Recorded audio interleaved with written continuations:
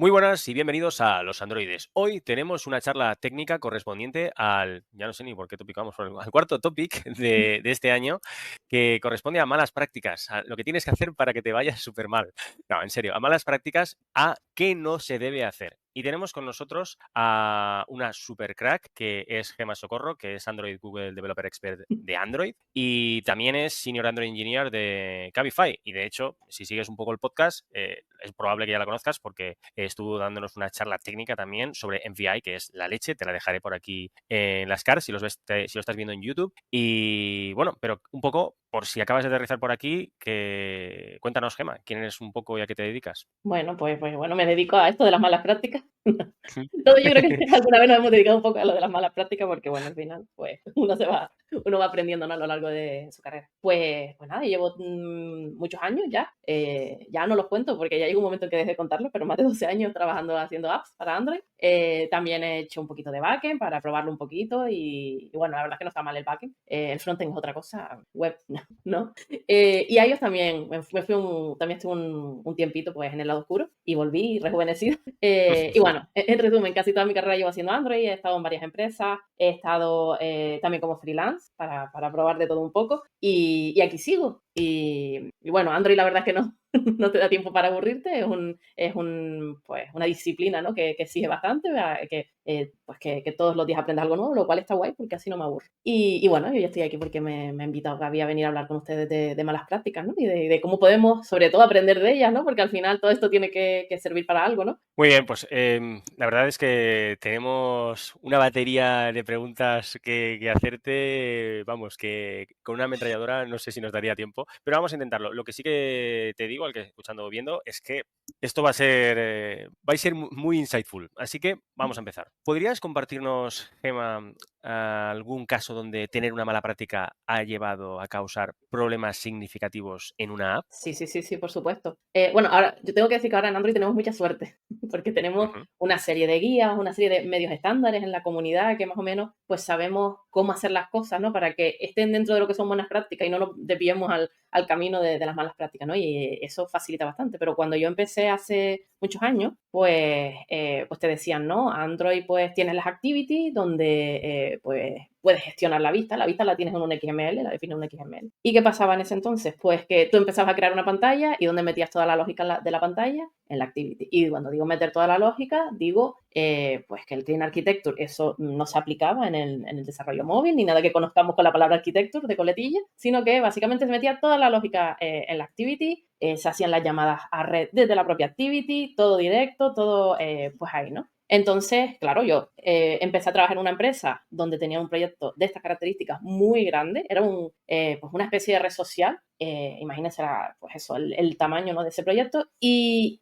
claro, eso era todas las semanas habían bugs y habían cosas que solucionar. Pues claro, por supuesto, no existía Expresso por ese entonces, las técnicas que habían para hacer testing, digamos, de UI, que era lo medianamente que se podría haber hecho con esa app, de alguna manera, pues no eran conocidas por el equipo, no eran tan comunes. Bueno, existía, pues no me acuerdo cómo se llamaba, pues un framework que pues, creo que se sigue usando a día de hoy, que será Cucumber o algo de esto. Bueno, era otro framework, no existía Express. Bueno, en resumen, Lab no tenía test porque la manera en la que estaba haciendo el código evitaba que tuviéramos test. Entonces, claro, el precio que se pagaba a nivel de negocio era alto porque tenías personas dedicadas toda la semana a arreglar bugs que surgían, arreglaban esos bugs y surgían nuevos bugs. Entonces, bueno, llegó un momento que ese precio hubo que pagarlo de manera que tuvimos que parar y decir, mira, esto es insostenible, vamos a refactorizarlo y vamos pues a estructurar esto un poco mejor, ¿no? Y entonces pues ya empezamos a trabajar en ello, pero es verdad que requirió parar al equipo, tener todo el equipo enfocado en eso, no podían salir nuevas filters, bueno, una locura, ¿no? Entonces, ese tipo de tiempos,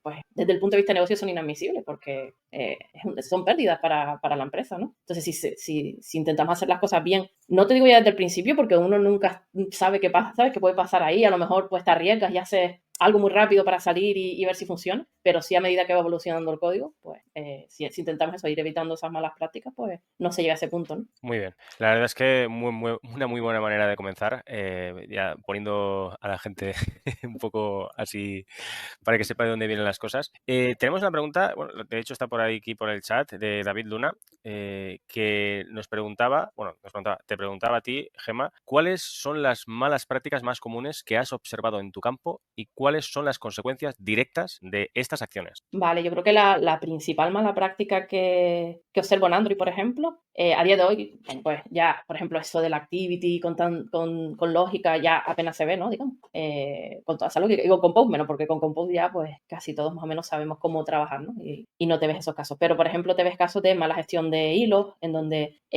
pues, se hacen acciones que tienen mucha carga en el hilo principal. Para Android eso es mortal, porque para Android si estás ejecutando otras tareas en el hilo principal, eso significa que tu UI se va a quedar frozen, se va a quedar congelada. De hecho, el sistema pues, va a soltar uno de esos fantásticos ANR que nos gustan a todos. Entonces, pues es una mala práctica que es muy común en Android, es no gestionar correctamente eso, dónde ejecutamos las cosas y dejar el hilo principal para la UI o para aquellas cosas que sean totalmente imprescindibles que se ejecuten ahí. Lo que más, en Android pues también es bastante común encontrarte con casos en los que no se hace una limpieza de dependencias, digamos, de manera que terminas teniendo un memory leak. Eso también viene un poco dado de la mano de si tenemos código del framework muy acoplado, por ejemplo, si estamos pasando contextos por ahí de un lado a otro y luego esos contextos se quedan relacionados de alguna manera a esa clase o al componente al que se lo hemos pasado. Y entonces el garbage collector, pues cuando va a ir a limpiar código se encuentra que ese context, imagínate que pertenece a una activity que ya no debería ni de existir y no se la puede cargar porque hay otro componente que depende de él, ¿no? Luego, ¿qué más? ¿Qué más cosilla? Bueno, el testing. La verdad es que hace mucho tiempo que no me encuentro nada sin testear, por suerte.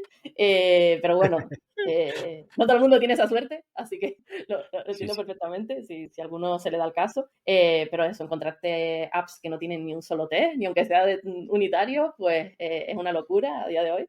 Y con todos los medios que tenemos, ¿no? Pero es verdad, es decir, que también entiendo, hay muchos casos, hay muchas situaciones en las que a lo mejor las empresas no invierten en ellos, no le ven la importancia que tienen y demás. Entonces, bueno, hay que mirar cada caso, ¿no? Pero digo, para mí es una mala práctica de las peores malas prácticas, digamos. Y bueno, y sé que sigue ocurriendo por ahí. ¿Qué más cosillas? Bueno, al igual que decía antes, lo de meter la lógica en la activity, pues en el view model también hay que intentar que sea lo más ligero posible, ¿no? Porque al final view model simplemente pues esa representación de la vista, ¿no? Del estado de la vista, ¿no? Y es verdad que muchas veces nos vemos tentados a, venga, vamos a meter ya aquí, vamos a hacer esta llamada al repo, o vamos a hacer esto, vamos a hacer lo otro, y ya empezamos a meter lógica en plan de, no, pero esto lo voy a mapear, o esto lo voy a hacer este cambio, y a lo mejor esa lógica no tendría por qué estar en el view model, sino que me la puedo llevar a un use case con su responsabilidad única, y aún así, por comodidad la metemos ahí, pues eso también es otro tipo de mala práctica, ¿no? Que es muy específica de Android. Y en líneas generales, pues esas son las que se me ocurren, ¿no? Seguramente habrá más, y en líneas, ¿sabes? Ya fuera de Android, ¿no? Digamos, o en líneas generales de cara al software, ¿no? Pero en Android son las que con las que suelo eso, lidiar más o me las he encontrado por ahí. Sí, sí. Son muy potentes, ¿eh? Si hay alguien que está, bueno, no sé si eso está, lo que ha dicho, por ejemplo, primero de los hilos, vamos, eso, además, conforme más grande se hace una app, más fehaciente, se puede decir, se hace esto. Es decir, que cuando tienes una app que es pequeñita o lo que sea, todo funciona a las mismas maravillas, pero en cuanto empiezas a añadir features, empieza a cargarse todo y donde antes todo iba fluido, esa mala gestión de los hilos hace que, vamos, pues esos ANRs que los filtramos para que no se vean a veces. Porque no, solo me interesan los crashes, los ANRs cuando otro día. Muy, muy, muy, muy Gaby, potente. y Gemma, algo Dime. que agregaría entre lo que dijo Gemma es el tema de no conocer bien el life cycle de los componentes de Android. O sea, como que la cantidad de bugs que hemos introducido por Total. eso, sí. Sí, Totalmente. eso es verdad, eso es verdad. Y por cierto, comentaros una cosa que se me ha olvidado decirlo al principio, y es que vamos a incorporar una nueva sección. No sé cuándo, en algún momento pasará algo, pero ahí lo dejo. Voy a hacer una pregunta.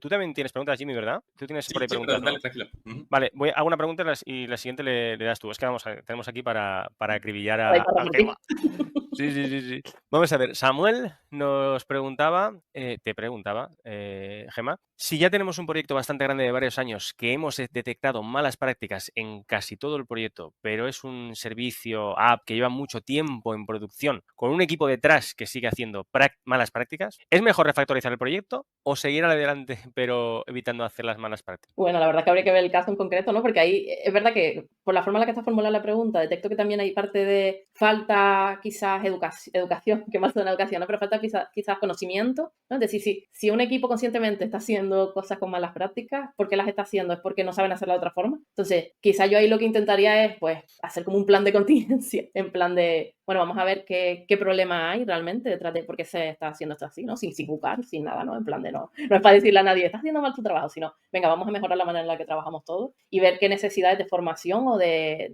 aprendizaje podrían tener, pues, ese equipo, ¿no? Empezaría por ahí, porque si es verdad que si llevas haciendo las cosas así X tiempo y es la única manera de hacer las cosas que tienes, pues no las vas a cambiar de un día para otro, ¿no? Y luego, cuando ya el equipo esté alineado y sea consciente del estado del proyecto y de cómo podrían ser las cosas, ¿no? Si se evitaran esas malas prácticas, pues ya quizás hacer un plan de contingencia en plan, pues, un plan de contingencia, repetir plan de contingencia muchas veces, a ver si si se hacen bien, ¿no? Un plan en plan de, pues, que, por ejemplo, pues, dónde da más problemas, qué podemos empezar a refactorizar de manera que pues se vea el impacto, se vean los efectos, ¿no? Que tiene esta refactorización. Lo ideal ahí, entiendo que igual no va a ser el caso porque es un mundo ideal, ¿no? Lo ideal sería que hubiera test, porque así puedes refactorizar de forma más segura. Si nada de esto puede ser aplicado, porque pues al final por circunstancias de la vida, pues no vivimos en un mundo ideal y pues pueden pasar X cosas por las que no puede ser. Pues para mí lo básico siempre de cara a lo que son buenas prácticas, malas prácticas y todo esto es aplicar la ley del Boy Scout, lo que se llama el Boy Scout Rule, que es siempre dejar el código mejor de lo que te lo encontraste. Si tienes que cambiar en un sitio, si tienes que añadir una nueva feature que pues pasa por X pantalla o que modifica X pantalla, pues intentar pues arreglar lo que hay alrededor, ¿no? Entonces, bueno, poquito a poco, es verdad que así no vas a conseguir que de la noche a la mañana la aplicación haya cambiado, ¿no? Lo otro sería más rápido, hacer un plan, se reparten tareas, pues se va refactorizando la app y va evolucionando, ¿no? Pero algo estarás haciendo, ¿no? Pero claro, todos estos casos siempre depende mucho, ¿no? De lo que hay ahí. Al final, los desarrolladores somos personas, hay que entender por qué detrás del equipo, ¿no? Está pasando eso, ¿no? Totalmente de acuerdo. Jimmy,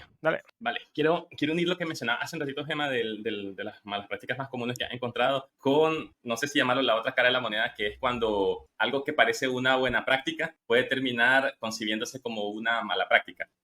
No recuerdo bien si, por ejemplo, esto que le llaman los antipatrones, incluso recuerdo de los tiempos cuando en la universidad, que me parece que decían que cuando uno utilizaba muchos patrones para todo, le llamaban algo así como el Golden Hammer o algo por el estilo, no recuerdo bien, no sé, no me acuerdo, hasta tiene un nombre. Y como eso, de usar demasiados patrones hasta en lugares de donde no existen. ¿Qué opinas vos de esto? O sea, ¿te ha pasado? ¿Cómo has lidiado con eso? Bueno, al final, el tema de los patrones está muy guay. Yo creo que todos pasamos una etapa de desarrollador, de desarrolladora, ¿no? En mi caso, que dices, ay, qué guay está esto, lo voy a aplicar en todas partes porque esto es maravilloso, ¿no? Y cuando te aprendes a usar los patrones, pues dices, tengo que buscar una excusa para poner aquí un facade porque me encanta el facade y lo voy a meter, ¿no? Y luego ya te das cuenta de que no es así, ¿no? Al final hay que tener claro que los patrones, pues son herramientas que están ahí para que no estés reinventando la rueda. Son unas herramientas que solucionan unos problemas específicos, ¿no? Entonces, si tú te encuentras con ese problema, pues sabes que existe el patrón y puedes ver si lo quieres aplicar o no y aplicarlo en tal caso, ¿no? Pero aplicar patrones por aplicarlo, pues no.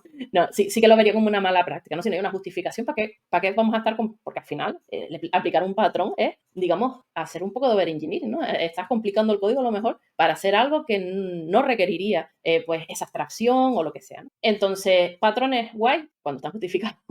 Si no, es verdad que igual se podría considerar una mala práctica, ¿no? Para mí, exactamente eso, el overengineering, para mí es una mala práctica. Porque voy a complejizar mi código. Al final, el código es, pues, no es algo que escribo hoy y mañana me olvido y ya eso sigue funcionando toda la vida, ¿sabes? Es algo que voy a escribir hoy y yo tengo que entenderlo mañana y otra persona tiene que entenderlo mañana y por supuesto, a mí se me olvida de un día a otro, se me olvida lo que he hecho, así que obviamente tiene que ser fácil de entender. Entonces, cuanto más simple y más sencillo sea, mucho mejor. No sé si con eso respondo a tu pregunta. Totalmente. Hay un caso, por ejemplo, que a mí me gusta mucho también traer estos temas, que es cuando nos ofuscamos mucho con el don't repeat yourself, en plan de esta sigla de no repitas código, repetir código es malo, vale, de acuerdo, exactamente, es decir, pero va a haber casos en los que por no repetir código te vas a crear unas abstracciones ahí del copón que no las van a entender ni en tu casa y a lo mejor repitiendo el código era mucho más sencillo para ti y para tus compañeros, ¿no? Entonces, como todo en esta vida, ¿no? Hay que ser pragmático y hay que coger las cosas cosas con pinzas, ¿no? Porque al final, pues, lo importante es que tú el día de hoy hagas un código que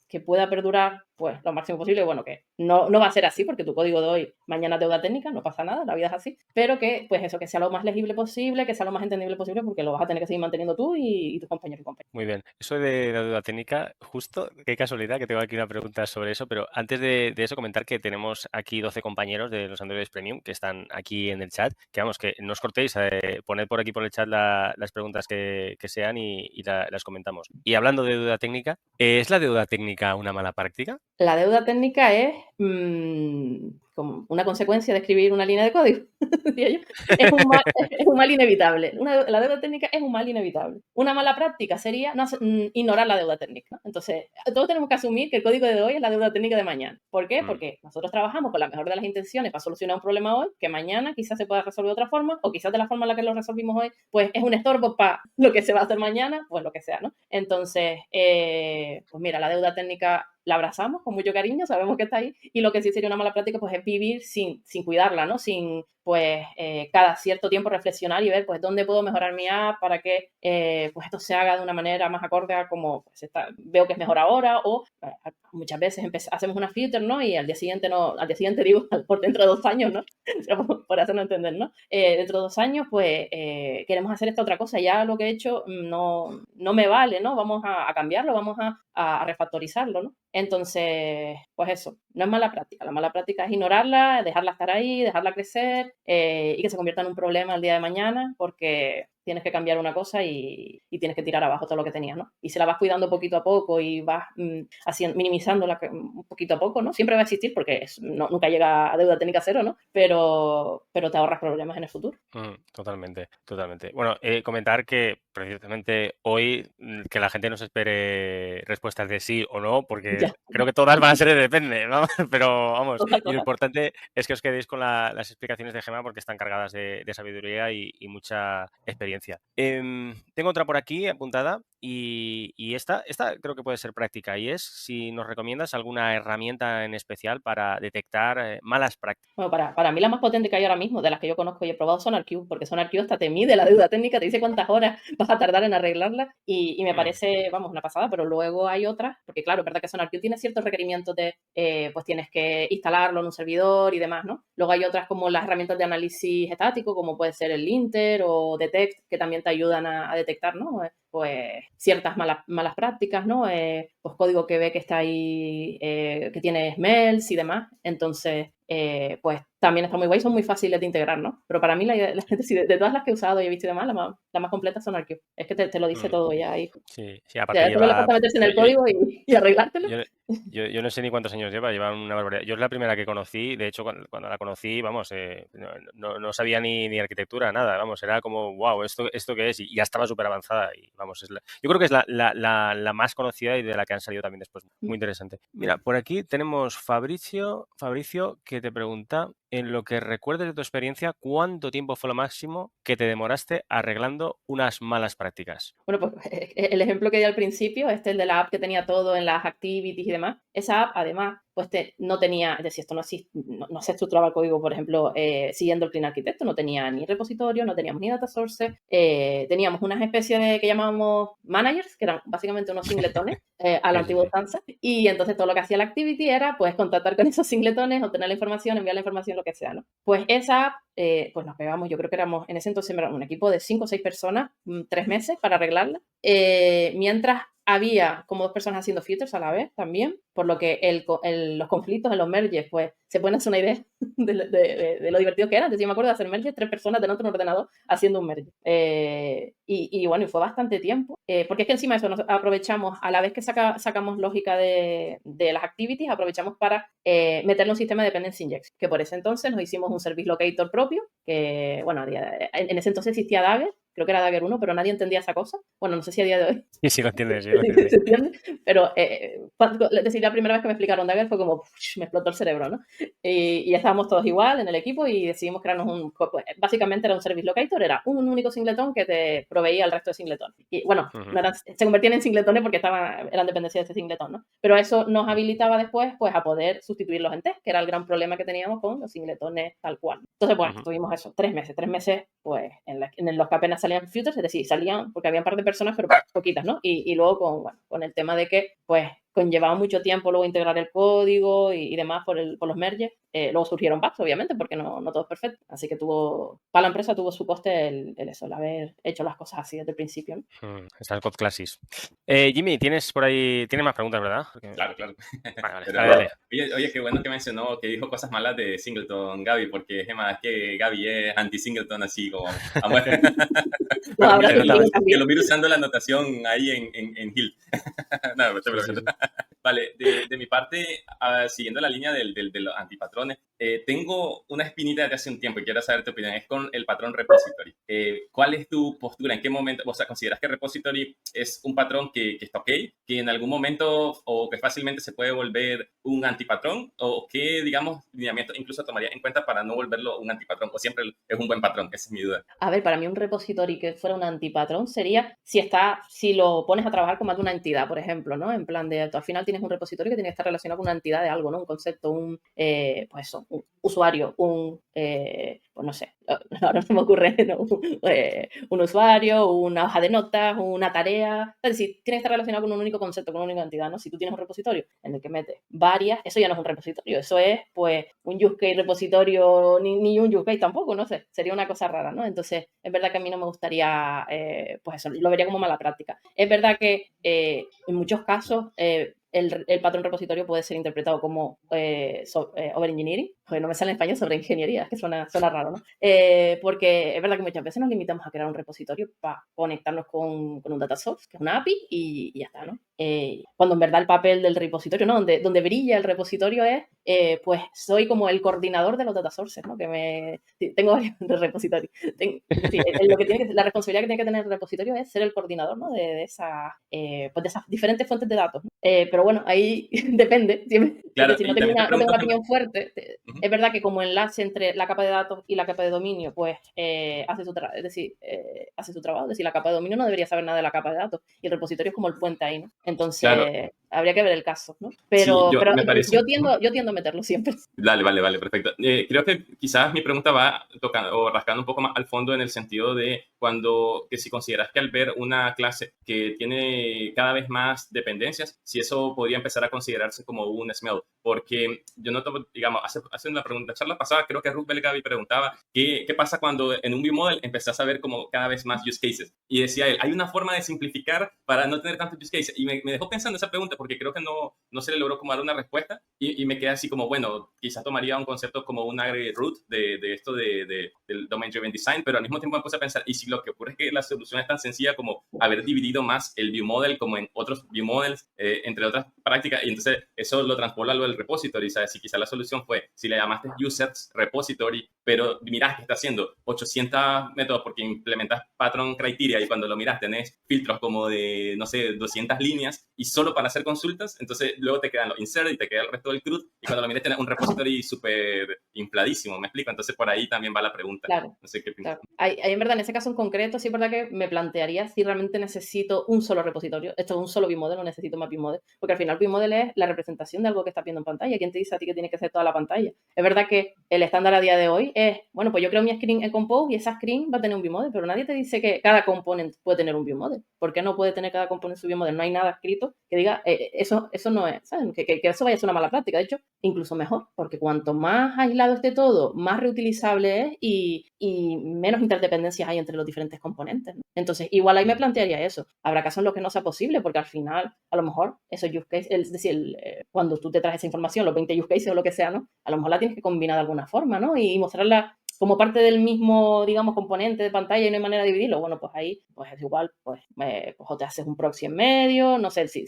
Pero al final es evitar, es decir, llevarte el problema para otro lado, yo creo. Si quieres, pues eso, que quitarlo, es decir, es quitarlo del vModel para llevártelo para otro lado. O te creas pues lo seleccionas por comando, como, no sé. Creo que al final te vas a terminar llevándote esas dependencias a otro lado y vas a hacer lo mismo, ¿no? Pero bueno, por tener opciones, quizás siempre valoraría primero eso, de plantearme, ¿realmente necesito un vModel o necesito tener uno por cada componente? Sí, mira, y ahí hace un tiempo, no demasiado, que me acuerdo que estábamos mi compañero y yo, teníamos una pantalla de las que tenemos a Ownership y teníamos solo un view model. Bueno, en este caso teníamos un presenter, pero viene a ser lo mismo. Y cuando eso, oye, ¿y qué tal si cogemos y para esta cosa nueva que vamos a añadir metemos otro view model? Y yo decía, hombre, pero vamos a ver, para esta simple cosita, ¿para qué vamos a ir? No, yo creo que esto va a crecer. Bueno, pues menos mal que le hice caso y al final, vamos, uno no, dos tampoco, tres view models y menos mal, porque ya son gigantescos, porque claro, la pantalla empezó a crecer, a crecer, a crecer, a Claro. crecer y vamos, depende del caso. Sí, sí, Muy sí, bien. sí. Vamos a ver, ¿conoces alguna mala práctica relacionada con el uso de bibliotecas externas, que todo el mundo llama libraries? Bueno, libraries estarían dicho librerías, que se me hace raro, llevo toda la vida llamando bibliotecas y se me hace raro llamarles librerías. Bueno, ¿conoces alguna mala práctica relacionada con las dependencias externas de un proyecto? Bueno, quizás de cara a la dependencia, lo que se me ocurre es primero, cuando dejas de usarla, no borrarla, porque muchas veces que hace código ahí y al final es código que está dentro de tu app y se lo estás llevando a los usuarios, ¿no? Estás aumentando el tamaño de la app para nada. Es decir, cuando vamos a usar pues, la librería, pues hay que borrarla de todos lados, ¿no? Y puede ser confuso también para el resto de compañeros y compañeras. Otra, pues, meter esas librerías sin ver primero, pues, digamos qué reputación tienen, si están siendo ampliamente usadas, porque es verdad que en Android no nos pasa tan frecuentemente, pero también nos puede pasar que pueden tener vulnerabilidades, pueden ser focos de fallos de seguridad. Entonces sí es verdad que siempre está bien, pues eso, comprobar pues, qué uso le está dando la comunidad, quién la está usando, si está bien, no me sale la palabra, bien mantenida, si está bien actualizada, ¿no? Sí, está bien. Si se sigue actualizando, si no lleva más de 6 años ahí sin cambio, ¿no? Está la perrita, ponlo ahí para otro. Mola verla por ahí detrás jugueteando. Sí, está por ahí. Pues eso, que eso, siempre hay que comprobarlo, ¿no? Y estar al tanto también de si se detecta alguna vulnerabilidad. Yo creo que la gente de JavaScript está más acostumbrada a que le pasen estas cosas, pero no estamos exentos tampoco de que nos pueda pasar. Y bueno, también creo que sería mala práctica, pues no ir viendo de vez en cuando la oportunidad de irlas actualizando de forma cuidadosa, ¿no? En plan de ir viendo, pues, es verdad que al final detrás de la librería hay desarrolladores y desarrolladoras como nosotros que se equivocan como nosotros y que van arreglando y van adaptando las librerías pues, a los cambios que hay en el framework, a mejores prácticas que se van detectando y demás. Entonces, es buena práctica, pues, ir vigilando de vez en cuando para ver cómo, pues, eso, ir actualizándola. Para esto hay herramientas, en plan de que, pues, te pueden avisar, ¿no? El propio Android Studio te avisa, ¿no? Ya a día de hoy, si tienes un versión catálogo ahí ya también te lo ves súper claro, ¿no? Cuando está, sí, el Renovate justo es el que conozco, vamos. El Renovate, eso te manda un MR, un PR cada X tiempo, según lo tengas, y te propone actualizar la librería. Entonces ya tú ves si, pues te ves los release notes, ves si vale la pena actualizarla y como que te esfuerza un poquillo, pero está muy guay porque Sí. el gran problema que tiene no tenerlas actualizadas es que llega el día de mañana, necesitas actualizar a Pontoon Kotlin 2.0 y no tienes librería compatible, tienes que actualizar 30 librerías, las librerías pues se pelean entre ellas porque tienen codependencias y bueno, eso puede ser una pesadilla, ¿no? Entonces, bueno, ir manteniéndolas actualizadas. No te digo tampoco que seas el primero en actualizar, porque eso tampoco es bueno. Hay que dejar que otros la rompan primero antes que tú, pero ir intentando mantenerse actualizado está bien. Doy fe de ello. Sí. Muy bien. Dale, Jimmy, que tengo yo... Después de ti voy a externar la sección. Ok, perfecto. Qué nervio, Vale, qué nervio. vamos a ponernos polémicos. ¿Cuándo consideras que una mala práctica puede ser aceptable? Y te pongo a colación Vale. ahí como el típico ejemplo de la universidad, cuando los profesores nos decían, tienen que llevar la base de datos a la quinta forma normal, y como que si no es quinta, sos un hereje, me explico, y llegamos a la vida real y nos damos cuenta que uno hace las relaciones a como su padre y su madre, me explico, y nada, igual lo pasa y lo hemos visto muchas veces con la famosa notación de Visible for Testing, para poder hacer ahí cositas. Incluso hace poco miré el código oficial de Android, del código fuente de Android, en donde algunas API utilizan una notación en Java hide, o sea, @hide, y no es una notación, es una notación dentro de un Javadoc, y con eso ocultan código en producción, pero lo testean dentro del código fuente. Entonces, yo lo veo eso como una buena práctica, pero quisiera saber vos qué opinás y en qué circunstancias lo ves, ok, en qué circunstancias no lo hagas. Vale, se me ocurren dos casos. Uno es, voy a lanzar mi producto, bueno, son muy parecidos los dos, pero básicamente quiero lanzar mi producto, no tengo ni idea si va a funcionar, quiero hacer algo rápido, probarlo y ver si falla o si no falla, pues hago mi MVP con una activity gigante donde se ve el funcionamiento y ya está, ¿no? A veces el tiempo es más importante que las buenas prácticas, ¿no? Porque a veces hay que mirar cada situación, ¿no? En plan de, a lo mejor si me pongo a crear una estructura para una aplicación con modularización, con test, con tal, a lo mejor me pego 4 meses cuando puedo estar probando mi producto en una semana, ¿no? Y esto también aplica para, tengo un proyecto gigantesco en producción ya y quiero introducir una nueva feature que necesitamos testear ya, porque necesitamos saber si funciona o no, simplemente. Pues, bien aisladito de lo otro que hay para que no ensucie, pues me hago mi mala práctica ahí, lanzo pruebas y es verdad que cuando este tipo de cosas ocurre siempre hay que tener claro y lo tiene que tener todo el equipo claro, y con todo el equipo me refiero también los stakeholders que te están pidiendo que hagas eso, tienen que tener claro que conlleva ya una deuda técnica que hay que saldar ya. O sea, si no es una deuda técnica que puede esperar, estás lanzando algo siendo consciente de que estás haciendo mala práctica y que no está bien hecho, al día siguiente ya tiene que estar arreglándose, ¿no? Compruebas la teoría, compruebas la hipótesis, ¿ha funcionado? Vale, pues ya lo hacemos bien. ¿No ha funcionado? Borramos código y ya está. Son los dos casos así que se me ocurre que, bueno, que dentro de lo que cabe una mala práctica, pues no sería para mí tan grave, ¿no? Porque al final, pues hay que ver las circunstancias, ¿no? En las que se hacen las cosas, ¿no? Y al final, pues nos pagan porque es un negocio y estamos, pues intentando hacer que los usuarios, pues cada vez les mejoremos la vida un poquito, ¿no? Y hay veces que hay cosas que hay que probar primero. Buenísimo. Hay que hacer un confesionario, Gaby. ¿Has usado Visible for Testing y le haces esa pregunta a todos tus invitados? Vamos, yo lo uso, sí, no lo uso tanto como lo usaba antes, pero lo sigo usando sin ningún miedo, vamos, sin ningún pudor. Bueno, llegó el momento clave, el momento esperado, la nueva sección aquí en los androides, que son las preguntas rápidas. Voy a hacerle una serie, o más bien una batería, de preguntas cual ametralladora a Gemma.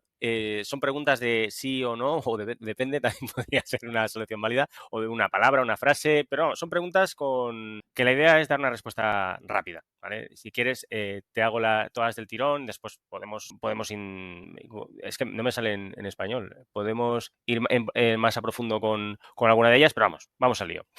¿Empezamos? Venga, espero no extenderme, vamos a ver.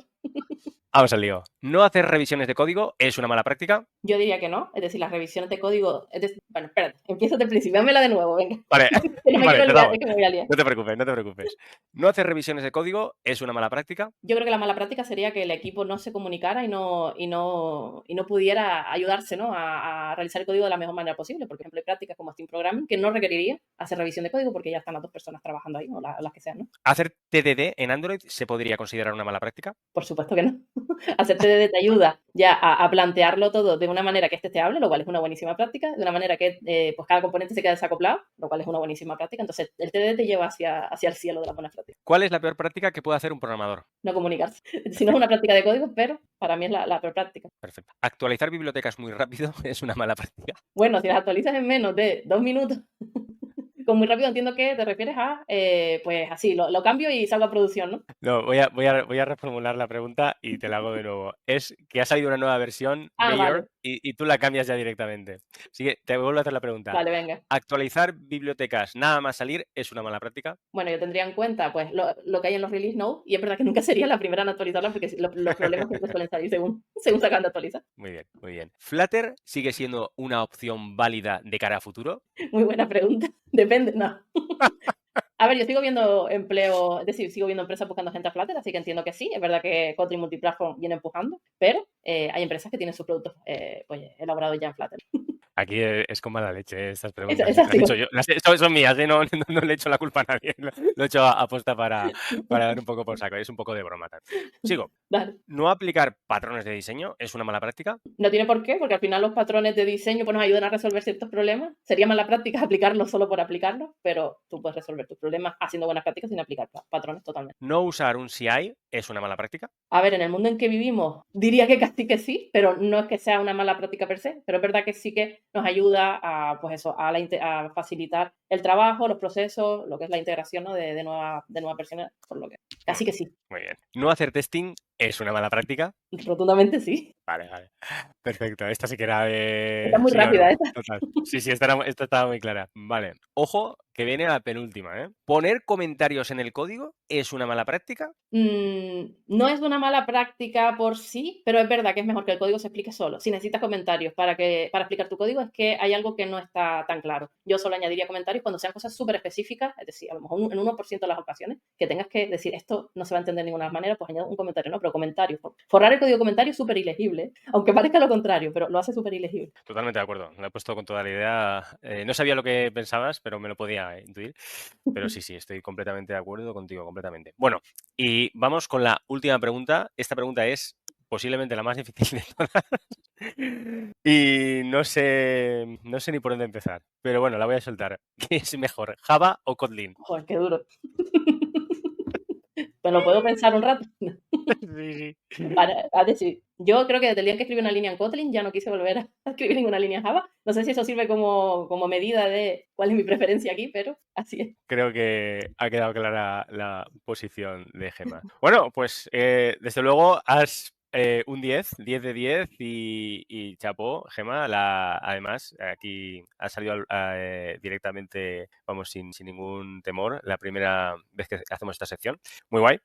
Yo no tengo más preguntas. Bueno, tenía alguna más, pero esta la quería hacer. Así que, Jimmy, si quieres seguir tú dándole. Bueno, me gustaría ahondar un poquito en el de los comentarios, lo que mencionabas, porque me parece que está como muy satanizado también el tema de los comentarios y como que sí estoy totalmente de acuerdo con vos y lo relaciono con la deuda técnica, los comentarios, porque hay ocasiones en que no tenemos, por ejemplo, una cultura de refactorización continua o no tenemos la... Yo recuerdo a Carlos Blés, que creo que es para mí un demasiado buen profesional ahí en España, pues a nivel de desarrollo de software, y leí su libro de código sostenible, creo que se llama, ajá, y él justamente mencionaba que deberías de hacerte el hábito todos los días en la mañana de renombrar una función, una clase o algo por el estilo, y que eso cuenta como documentación, que es lo que vos decís, termina como siendo una mitigación para no tener comentarios, pero hay ocasiones, sobre todo lo veo cuando te integras con terceros, con una biblioteca, con una API, con algo así, que es inevitable tener que comentar. Entonces, ¿qué opinas vos al respecto? O sea, ¿ahí sí comentaría o lo harías al mínimo? ¿Cómo documentas vos? Eso está interesante, ¿documentas mucho? ¿Documentas poco? A ver, ahí en ese caso es verdad que ahí tú estás haciendo pues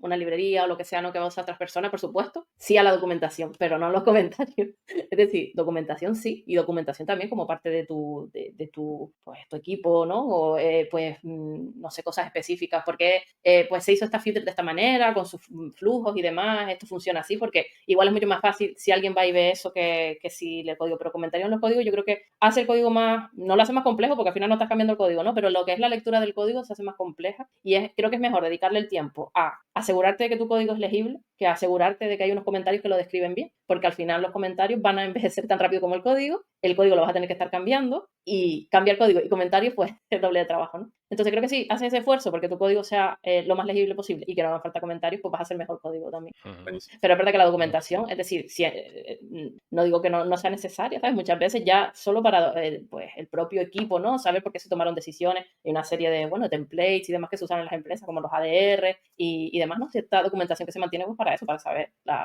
cómo funcionan las cosas, ¿no? Digamos, así a grandes rasgos, sin tener que meterte ahí a profundizar. Claro, al final cabo los comentarios también se mantienen. Que como anécdota curiosa les cuento rápido que ocurrió una compañía donde tenían como comentarios y en lugar de embeberlos ahí mismo decían más información en y te apuntaban a un Bitbucket, algo así, no recuerdo lo que es de Atlassian, y se migraron a Jira. Entonces cuando le dabas clic a los enlaces todos estaban rotos. ¿Me explico? Entonces Hostia. Lo que vos decías, al final cabo había que también mantener eso, sí. Sí, sí. A ver, es verdad que cuando, por el ejemplo que tú pusiste de si, yo qué sé, estás desarrollando un SDK y demás, pues al final es súper ventajoso utilizar generadores de documentación basados en comentarios, pero bueno, que no hace falta que metas con que comentes, ¿no? Esta función con la estructura que tenga que tener, ¿no? Si usas Javadoc, espero que no, pues con la estructura de Javadoc o lo que sea, pues eso, describir lo que hace la función y demás y los parámetros que tal y los posibles errores que pueda, ¿no? Pero meterte dentro del código, decir, esta línea hace esto, ahora hacemos esto porque eso.